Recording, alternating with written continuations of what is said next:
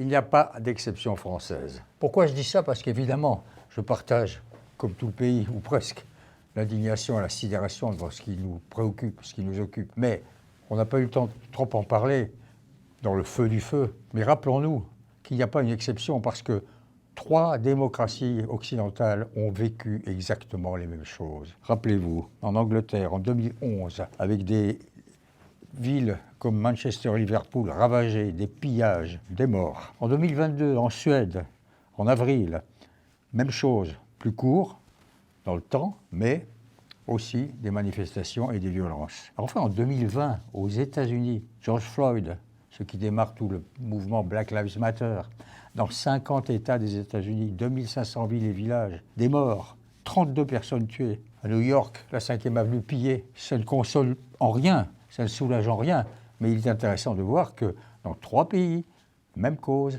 même conséquence. L'Amérique, justement, ça n'a rien à voir. Néanmoins, ça peut être non pas distrayant, mais intéressant. Vous avez déjà entendu parler de Lunden Roberts? Non, moi non plus. Je l'ai découverte dans un papier du New York Times. Katie Rogers raconte en page 5, mardi, que le fils de Biden, le célèbre Hunter, qui est aux prises avec la justice, qui a été cocaïnomane, qui a tout fait et qui est dans un état difficile aujourd'hui, a fait un jour un bébé à une femme qui était sa collaboratrice, Mme Roberts. Il raconte que c'était une rencontre, c'est tout.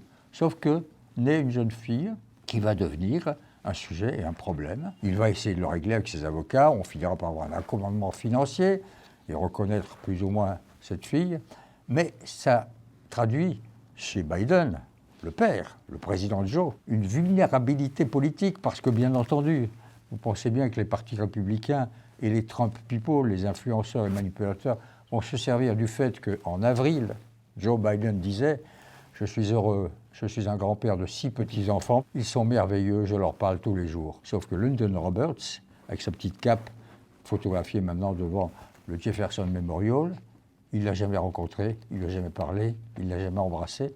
On peut imaginer que ça se fera très vite. Et on peut imaginer aussi que la vie politique, où qu'elle soit, elle n'est pas séparée de la vie tout court. Et que c'est ainsi que peuvent naître des problèmes supplémentaires pour une campagne présidentielle qui arrive et qui, décidément, va être très difficile pour Joe Biden.